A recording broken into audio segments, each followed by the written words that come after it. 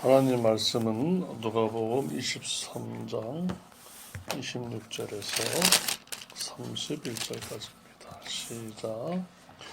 그들이 예수를 끌고 갈 때 시몬이라는 구레네 사람이 시골에서 오는 것을 붙들어 그에게 십자가를 쥐어 예수를 따르게 하더라.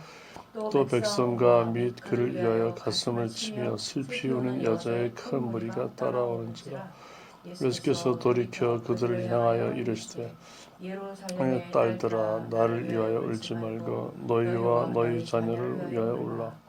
보라 날이 이르면 사람이 말하기를 잉태하지 못하는 이와 해산하지 못한 배와 먹이지 못한 자지 복이 있다 하리라. 그때 사람이 산들을 대하여 우리 위에 무너지라 하며 작은 산들을 대하여 우리를 덮으라.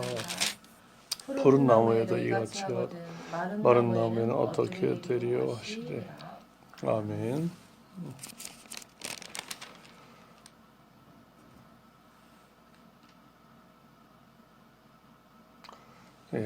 우리가 주님께서 이렇게 십자가의 고난을 당하기 위해서 끌려갑니다. 재판받으시고 이럴 때 백성과 여자들이 많이 이제 가슴을 치며 슬퍼합니다. 그럴 때 예수님께서는 그들을 향하여 나를 위하여 울지 말고 너희와 너희 자녀를 위하여 울라 이렇게 합니다.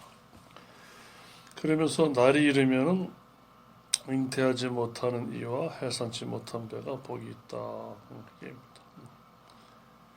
근데 원래 이제 잉태하고 해산하는 것은 하나님께 받은 큰 복인데 오히려 그렇지 아니한 자가 복이 있다 이렇게 얘기를 합니다. 반대로.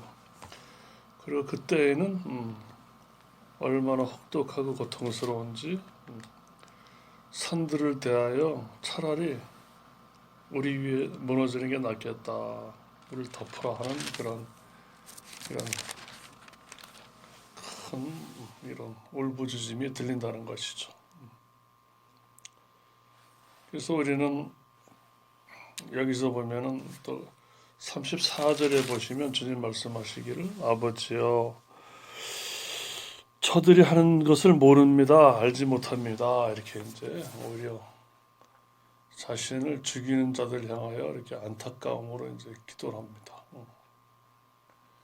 그러니까 우리도 어떤 불쌍한 사람이나 죽은 사람이나 또 고통당한 사람 볼 때 우리가 여기서 보면 가슴을 치며 막 엄청 슬퍼했습니다. 가슴을 치며 백성과 그를 위하여 가슴을 치며 그 슬피는 여자의 큰 머리를 보더라. 그러니까 이게 보면 우리가 주님께서는 오히려 이것을 그러지 말아라. 너와 내 후손을 위해서 울라 이렇게 했어요. 왜? 이 분명한 사실을 알 때는 나는 하나님의 일을 감당하며 너희를 자유케 하고 영생을 주기 위해서 나는 이 길을 가는 것이 너무나 어떻게 보면 의미 있는 길인데 너희가 그걸 알지 못한다는 거죠. 한마디로 우리가 이제 주제 파악도 못하고 필요 이상으로 가슴을 치며 운다는 거죠. 정작 가슴을 치며 울 대상은 바로 예수님이 아니고 너희 자신이다. 그러니까 왜 그렇게 깨닫지 못하느냐, 이렇게 깨닫지 못하느냐. 그러니까 우리도 살아가면서 다른 사람의 일이나 다른 사람의 고통을 어느 정도 함께 나누며 도와주는 건 좋지만 필요 이상으로 나 자신을 막 가슴을 치고 울며 이렇게 한다는 건 어떻게 보면 뭡니까? 예수님은 저 고난의 길을 가서 참 불쌍한데 저 사람은 불쌍한데 나는 그런 고통을 당하지 않으니 상대적으로 저 사람이 나보다 훨씬 불쌍하다 이렇게 이제 느낄 수도 있다는 거죠. 근데 주님은 결단코 그런 게 아니라는 거죠. 알고 보면 너희는 나를 죽이는 그 너희의 그러한 그 의도로 가득 찬 여기서 물론 이제 빌라도를 포함해서 제사장하며 예수님을 적대하는 자들도 있지만 주님이 가시는 그 길은 그들을 포함하여 가슴을 치는 자들을 위하여 가는 길이거든요. 사실은 한마디로 통틀어서 우리가 하는 일과 행위와 생각과 죄를 모른다는 거예요. 우리가 그러니까 어쩌면 주제를 제대로 파악도 못하고 오버해가지고 내 가슴을 치고 있다 이렇게 이제 볼 수 있습니다. 하지만 너희들 당하는 고통은 이제 AD 70년에 이제 로마 군대가 와서 예루살렘 성을 함락시키고 아주 참혹한 이제 그 죽음을 맛보죠. 그래서 마사다라고 하나요? 끝까지 이제 로마 군대 항전하던 이제 그런 무리들도 있었지만 결국 다 멸망을 당합니다. 그래서 이제는 그것뿐만 얘기하는 것이 아니라 이 땅에서뿐만 아니라 너희가 제대로 예수님을 모르니까 이렇게 하는 거라는 거죠. 그러니까 우리도 교회를 다녀도 뭐가 뭔지 모를 때가 좀 많이 있어요. 도대체가 어떤 인간적인 생각으로 이것이 좋겠다 하면 그쪽으로 괜히 그냥 흥분해가지고 으쌰으쌰하는 경우도 있지만 하나님께서는 이렇게 아버지여 저들을 사하여 주시옵소서. 자기들이 하는 것을 알지 못한다. 이게 누구냐면 바로 이 사람들이지만 지금 나한테 하는 거예요. 나한테. 우리 각자에게. 우리가 하는 짓을 잘 모른다는 거예요. 그러니까 가슴을 치며 슬퍼한 일을 제대로 모른다는 거죠. 우리에게 지금. 우리는 한치면 3cm인데 한치 앞도 예상할 수 없는 그런 삶을 살면서도 이렇게 엉뚱한 것에 그냥 우리가 마음 쏟으며 가장 불쌍한 거는 바로 나 자신인데 나 자신이고 우리 자손들인데 그것도 모르고 엄한 데 가서 그냥 정신 팔리고 관심 쏟고 슬퍼하고 가슴 치고 울고 엄한 곳에 정신 팔린다는 거죠 보면. 그러니까 우리가 그렇게 한가하지가 않다는 거죠 우리의 삶이. 지금도 많은 그리스도인이 있고 교인이 있고 하나님의 자녀가 있다고 하지만 또 많은 또 지도자가 있지만은 이렇게 제대로 가슴을 치며 울며 통곡해야 될 일을 정말 갖고 우리가 할 수 있는가? 주님은 그거예요. 여기서 저들의 죄를 알지 못한다. 우리의 죄성이 굉장히 사악하다는 거죠. 그런 거 하나 분별도 못하고 정말 제대로 하려면 내가 주님 안에서 온전히 죄사함을 받고 주님과 더불어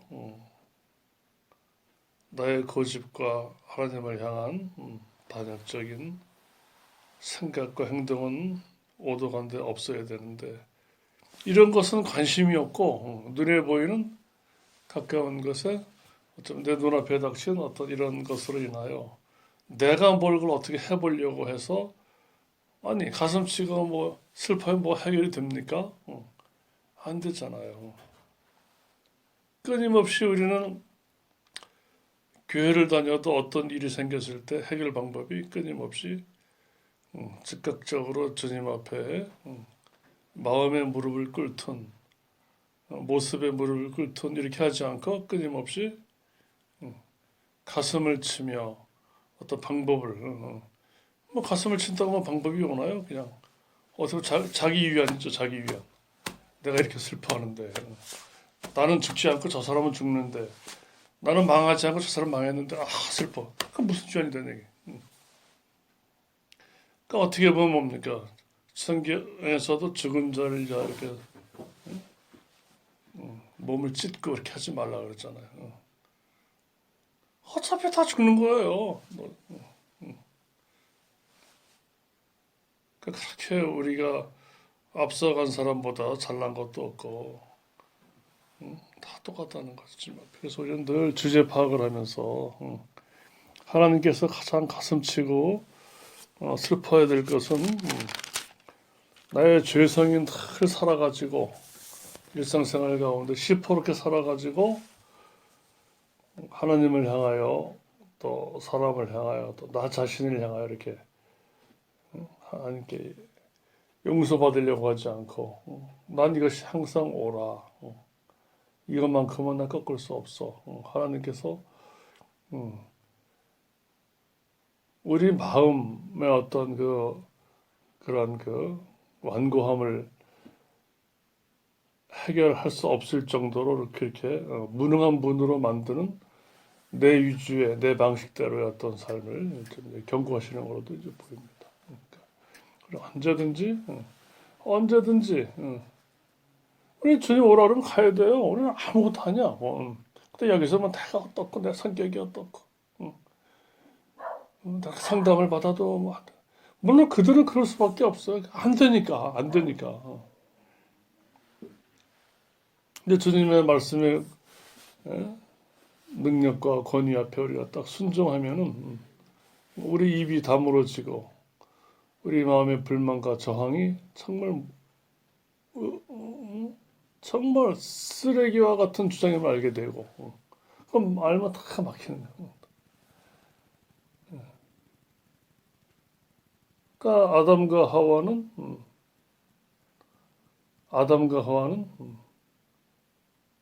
자기 자신의 성취감과 자기 자신의 자랑함과 자기 자신의 어떠한 목표에 꽂혀버린 거예요. 그러니까 그 사람이 볼 수 있는 건 나밖에 없어요.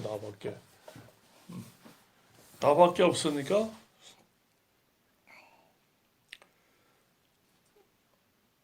분명히 하나님께서 그를 만드시고 사랑하신 걸 알면서도 그런 마귀의 유혹으로 네가 최고다라고 하는 하나님처럼 될 수 있다라고 하는 어떤 망상이죠. 망상을 주니까 걷잡을 수 없는 거예요. 그러니까 내가 하나님보다 더 위대하다는 생각하는 거예요. 그러니까 하나님처럼 되려고 하는 그 사람이 이 세상에 무엇을 바라보고 감사함을 느끼고 내가 겸손해져야겠다고 느끼고 내가 나를 쳐서 복종시켜야겠다 그런 마음이 어떻게 생기겠냐고. 생길 수가 없죠. 그러니까 마귀는 한편은 성공한 거예요. 우리를 하나님 앞에 분리시키기. 근데 하나님이 이 땅에 다시 오셔가지고 그걸 깨끗하게 맑게 해결하셨는데도 많은 자들이 그걸 안 받아들이고 그냥 다른 종교 비슷하게 뭔가 열심히 하면 되겠지 하고 열심히 회개하면 되겠지 열심히 무릎하기까지일 정도로 로마의 어떤 교회 유적지에 가서 높은 계단을 무릎팍으로 까고 올라가면 뭔가 좀 하나님과 어떤 사랑을 느끼겠지 하는 루터 시대에도 그 모양이 됐으니 도대체가 예수님의 그 사랑을 도대체 시계의 바퀴를 거꾸로 돌리는 그런 율법 시대에도 하지 않았던 것을 주님이 이 땅에서 다 이루시고 간 일들을 무릎하기까지 계단을 올라가는 그런 지혜롭지 못하고 주님의 뜻을 완전히 반대로 받아치는 이런 하나님의 지도자들의 그 역사니 이것을 어떻게 이제 견적을 내면 좋겠습니까? 딱 그래요. 우리가 무엇이 안타까워도 남을 위해서 우리가 하나님 앞에 안타까움을 기도할 수 있지만은 가슴을 치고 통곡하고 이런 건 주님이 원하시는 게 아니죠. 남이 그런 건 내가 어떻게 할 수가 없어요. 고민할 수밖에 없어. 돌이킬 수가 없어. 안타깝죠. 그러니까 여인들에게 하는 말도 너 주제 파악을 하고 널 위해서 울라는 거예요 지금. 네가 그것도 물론 내가 죽는 것도 슬프지만은 이게 중요한 게 아니다. 네가 온전히 하나님과 연합돼 가지고 생각과 말과 행동과 마음이 정말 그러니까 이렇게 소소한 평강과 자유 가운데 모르죠. 이 정도 되면 가슴을 쳐도 주님 인정하시겠죠. 어떻게 보면 너는 그게 되니까. 근데 너는 급한 게 더 급한 게 있다는 거예요. 더 급한 게 있다는 거죠. 우리는 일생을 통해 가지고 급한 게 참 많다기보다 급한 거를 해결 안 하고 다 살아요. 대부분 보면 많은 자들 급한 거를 그게 주님의 죽으심과 합하여 우리가 죽고 주님이 살아나신가 합하여 우리가 다시 사는 건데 이것을 그냥 그렇다고 치자라고 느껴지게 보이고 행동하는 자들이 이렇게 많다는 거죠. 그거 봤을 때는 편하게 감동이 밀려오지가 않아요. 근데 우리가 주님과 함께 죽고 주님과 함께 산다는 것은 나는 간데 온데 없다는 거거든요. 내 주장이 없다는 거거든요. 또 오히려 내 주장과 내 뜻이 살아나면 아주 기분이 나쁘다는 거거든요. 그게. 그러니까 내가 죽을 때만 나는 좋다는 거죠. 내가 없어져야만이 내 안에 괴로움과 갈등이 없어지는 거죠. 그러니까 비 오고 난 날 지렁이가 이렇게 꼼닥 움직여도 우리가 본의 아니게 지렁이를 밟아서 그를 이제 죽일 수가 있는데 그때 정말 대충 밟으면 꼼닥 살아가지고 끝까지 아프다 그러잖아요. 그러니까 하나님의 십자가는 우리를 완전히 죽일 수 있는데 우리의 자아와 고집과 못된 뜻과 하나님과 반대되게 살려고 하는데 욕심과 탐욕과 악함과 이걸 완전히 죽이고 그러니까 반쯤 죽여서 맨날 갈등하게 하시는 게 아니라 완전히 죽일 수 있는데 우리는 하나님의 사랑을 그렇게 안 받아들이고 그냥 어떤 그 머릿속에 어떤 그 먹물적인 지식으로 그냥 날 위해 죽으셨다더라 어떤 교리적으로 받아들이니까 내가 죽지를 않죠. 그런 죽는 척은 많이 해. 그래서 교회를 많이 다니니까. 근데 좀 미안한 표현이지만은